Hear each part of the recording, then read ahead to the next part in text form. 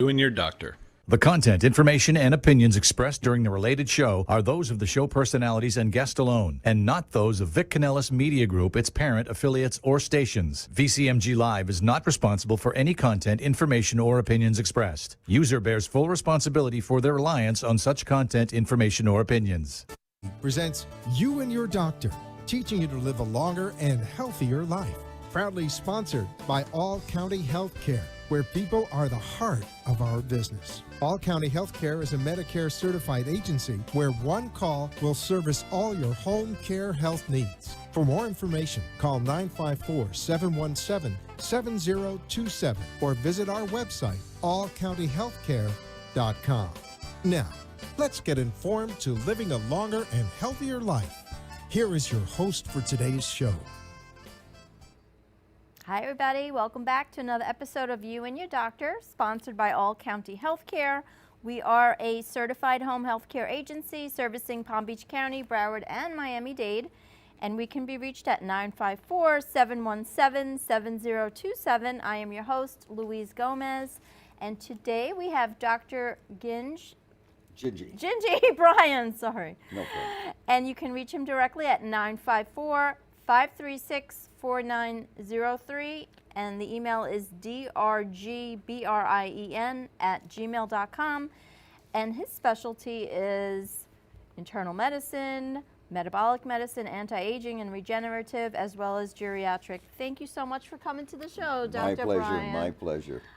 It's so wonderful to have you here. I know that you do, well, let me actually ask you a couple of questions before we start all that.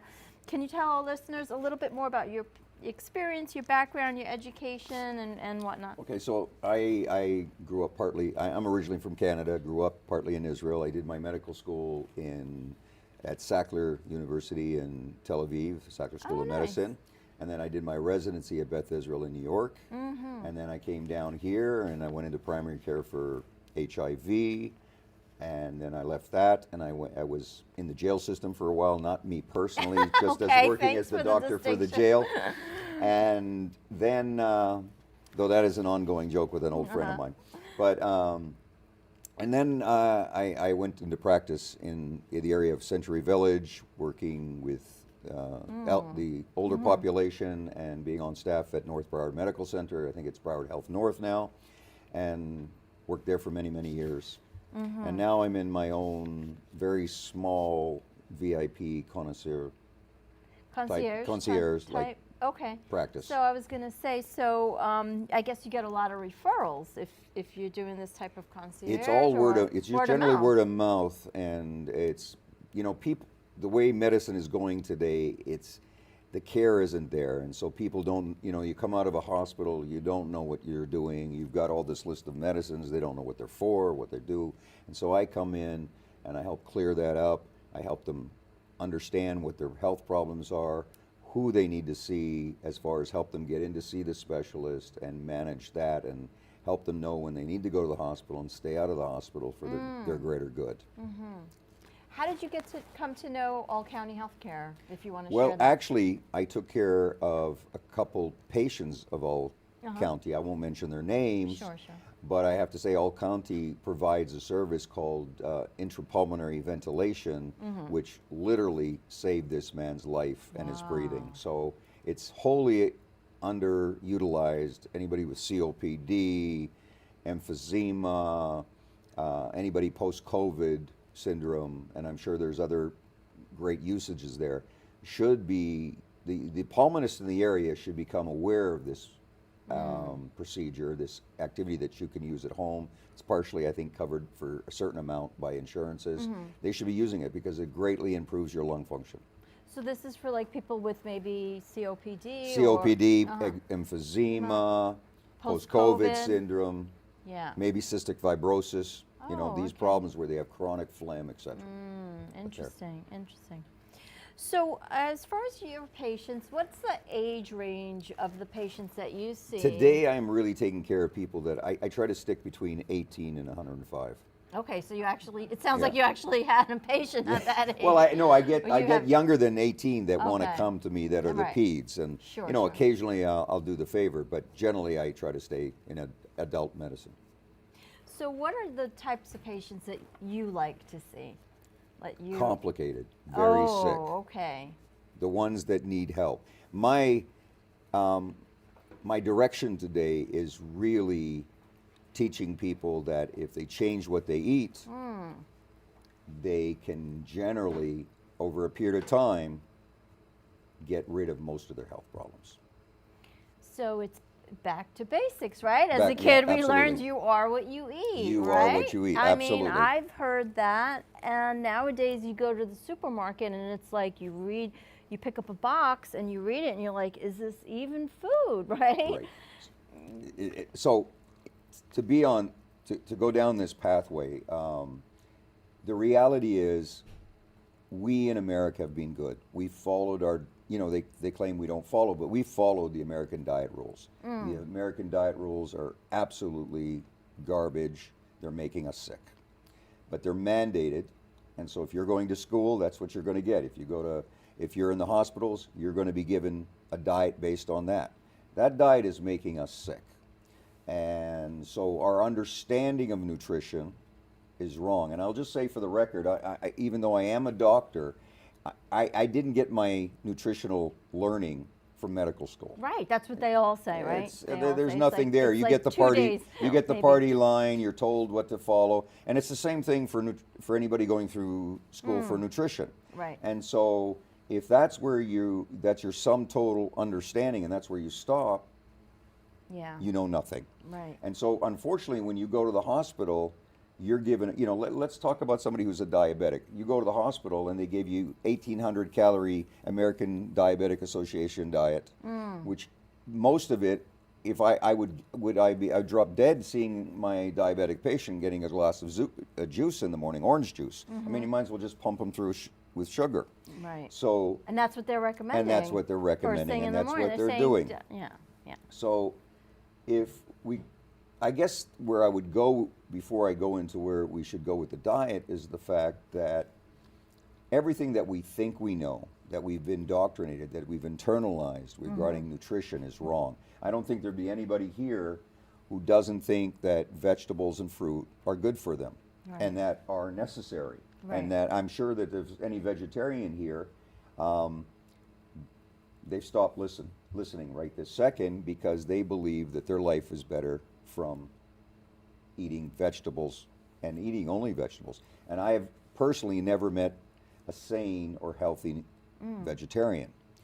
And if you think about it for a moment, I'm not being insulting, but you're not a cow. Right. And if you think about that, a cow is designed to eat grass, is designed to eat this stuff. You're not. Right. You don't ruminate, you don't have two stomachs, etc. If you look at the human body and how we're built, the acids in your stomach are designed to break down protein, to break down fat. Right. But what do? We go back to the early 1900s, at the turn of the century, when we knocked off all the whales in the world and there was no more blubber to oil the machinery. They came up with cottonseed. And the cottonseed oil started lubricating our factories. And as a result of that, they saw this yellow slough coming off and they said, oh my God, that looks like lard. Let me see if we can turn this into a cooking oil. And Crisco was born. To a profit, right? Right, and you can thank the cottonseed oil industry for the American Heart Association because they got their first endowment to actually start the American Heart Association through an endowment from the cottonseed industry. And by the way, they're still giving money there quite a bit. So the bottom line is, if you take this down, we went through life where we were told that animal fat, cholesterol, is bad. Right. And in fairness, it's been misaligned. And most doctors and most of us quietly didn't notice when the American Heart Association and the American Colleges of Cardiology quietly, because God forbid they would announce it, that would mean they'd have to say, oh my God, I was wrong. Right. But they wouldn't do that. So quietly, they now advocate for a little animal saturated fat. But I'm going to ask anybody that's listening, 80% of the cholesterol in your body is made by you. Is it logical that your God-given body, 80% is made by you, and the sole purpose of that cholesterol is destroy you, to tear down your house. So I'm going to steal from Dr. Ali Nadir, great cardiologist online. Somebody should look him up and listen to him. But he would say that we've mislabeled LDL cholesterol, low density lipoprotein, and we've called it the arson burning down your house. When in reality, it's the firemen coming to save you from what you're doing. Now, if we talk about fat for a minute, or we talk about vegetables, Okay. what is in a vegetable? You have protein, but it's not a complete Right. protein. There's not enough. So if you eat only one vegetable, you're definitely in trouble. Sure. It has fat. Most people don't realize it has fat. It has phytosterols. Right. And those phytosterols mimic cholesterol, but they don't function like cholesterol. So they get in there and they junk up the membranes. They junk up the receptors. They cause inflammation. And when we're told that they're vegetable oils, Right. but they're told they're vegetable oils because we all think vegetables are good. You're right. They're actually seed oils, and they're sitting on there and they get oxidized. We cook with them and that heats them up and that oxidizes it. And we absorb that. That causes inflammation and causes damage. I think a lot more people Are who recognizing are that. recognizing it. At least I would say there are a lot more on social media. Young I of think- these, right. they're saying, please be aware of these seed oils, You're these right. cottonseed oils. We you shouldn't know. be using those at all. In fact, if you went back in the day, McDonald's used to cook their fries in Right. lard. Right. And so we actually need to go back to that. Well, I heard McDonald's now has 17 ingredients in their French fries. Right, no, but again, Yeah. that alone, if Yeah. you follow the introduction Sure. of seed oils Yeah. and the rise in heart attacks, it's humongous. Wow. But what brings us around to the issue with cholesterol, going back to the idea that you make your own cholesterol. Cholesterol supports our brain, supports our nerves. It makes all your hormones. This It's is- your first line in defense. Yeah. And if there's any damage in your body, you need the cholesterol to repair it. And so what have we done? The American diet now is about 70% sugar. Yeah. Let's get back to that. We're going to We'll take get a back to that. commercial Okay, break, I'm and then we're talking- going to get back to okay. that because this is a very interesting topic, and I know a lot of people get to hear this Yes. and they want to hear it. So we're going to take a quick commercial break, and then we'll be back talking about that. All righty.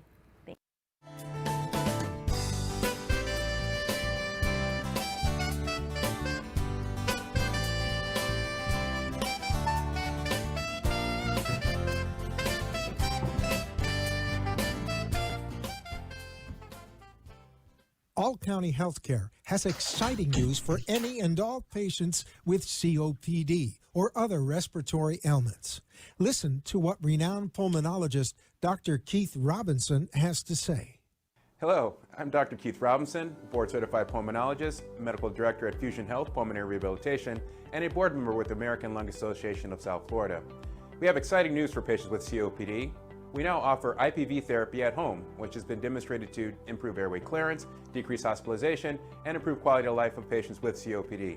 Please call All County Healthcare for more information about this FDA-approved therapy.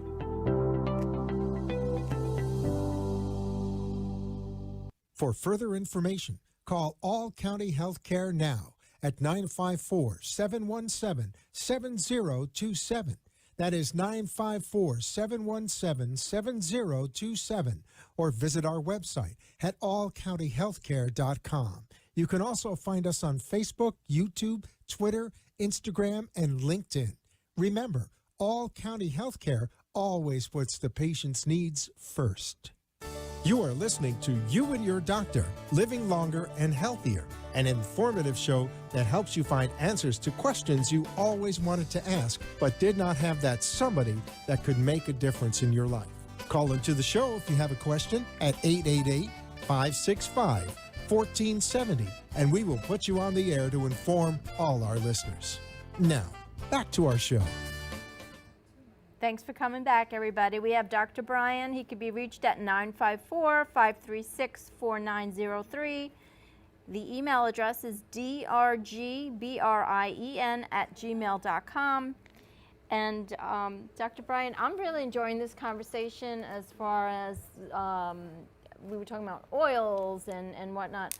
So I love olive oil. I'm from Spain, and that's how I grew up. Everything was olive oil. Is that a seed oil? Is that okay? So it is a seed oil. Okay. It's not. I would argue from what we know today that Okay. olive oil, coconut oil, avocado oil Right. is theoretically good for you. Okay. However,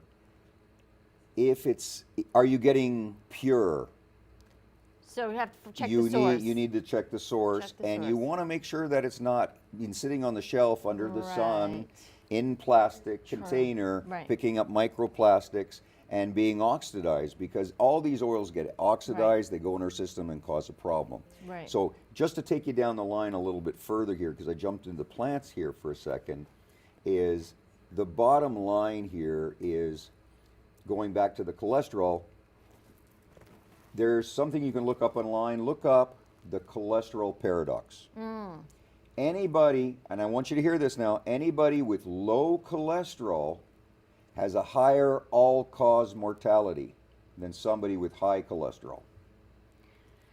So With that said and done, for 30 years, us doctors have pushed cholesterol-lowering medicine called statins. statins, right? And they're telling you that is going to prevent a heart attack and it's going to prolong your life. Okay. That is a blatant lie. Statins, the best study on a statin that ever was done was on the 4S study on simvastatin. And the drug company, I'll say, if the polite way to say that is they embellished or exaggerated, I'll call Okay. it a blatant lie. Okay. What they told us is if you take simvastatin for 5.4 years, Right. you'll decrease your risk of a heart attack per year by 42%. If I heard 40%, I'm in. I'm taking a Sure. statin. But that was a misdirect. They gave you a relative risk reduction. What was the absolute risk reduction? 0.6%.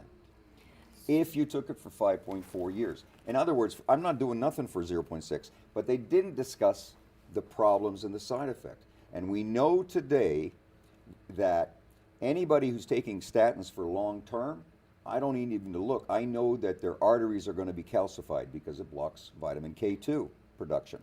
So what would you suggest, what would be your diet or lifestyle change for someone who is concerned about elevated hypertension or cholesterol? Like how Okay. would we address those types of? So the answer here is if you're a diabetic, Okay, if you've got heart disease, okay, and I'm going to get a lot of guff for this, but if you've got heart disease, you've got hypertension, if you've got an autoimmune disorder, if you've got obesity, if you're worried about dementia, then the answer here is you want to stop consuming sugar Yes. in any form. believe that. And when I say sugar, half my people will tell me, well, I don't eat sugar, but I have my salad every day, Right. and I have my fruit, and fruit's good for me, etc.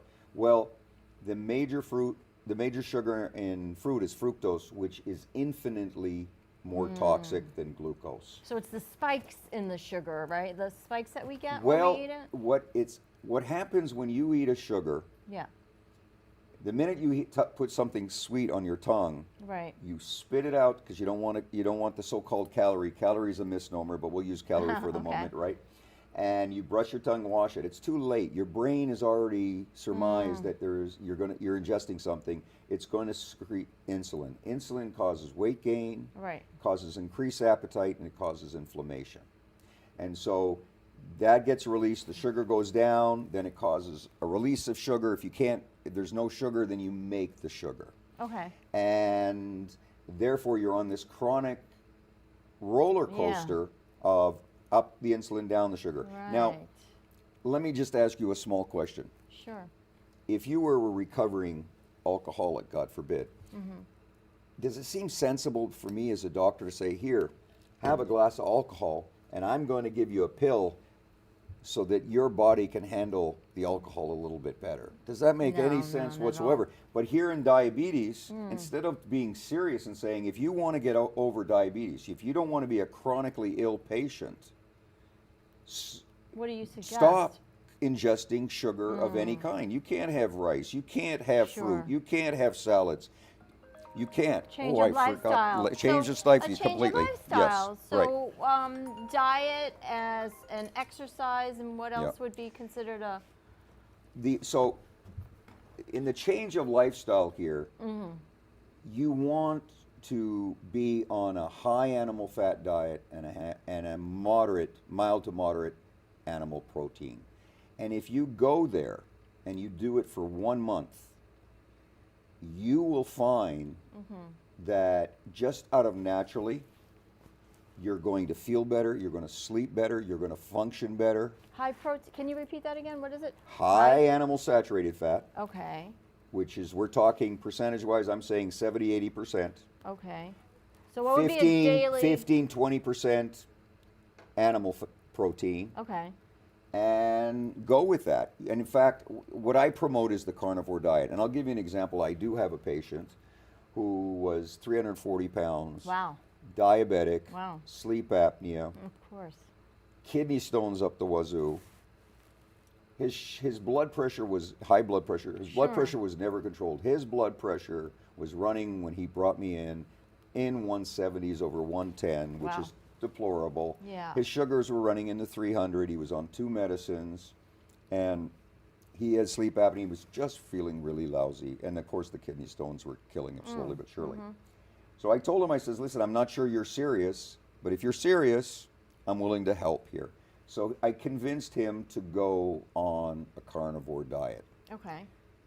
By the second week, he was off all his blood pressure meds, off his Wow. diabetic meds. He was sleeping better. His sugars off all medicines. This is not good, but it was 120 fasting prior to meals. Wow. His blood pressure off medicines for the first time since he could possibly remember was 125 over 70. He hadn't seen that in 2 or 3 years. Now this sounds like a crazy anecdotal story, but there's so many people out there in society that are doing it. I get it. And yeah. so, you know, the answer here is if you can get beyond your thinking and beyond the idea that cholesterol is the danger here, you'll do fine. Now, on a carnivore diet, the typical patient on a carnivore diet is going to have high total cholesterol. He's going to have a high LDL. Okay. He's going to have a low triglyceride. The triglycerides are going to go down to 100 or less, and his HDL is going to go up. Now, does the LDL mean anything? You tell me. No. Okay. No. First of all, the total, the triglycerides, the HDL are an actual calculated number.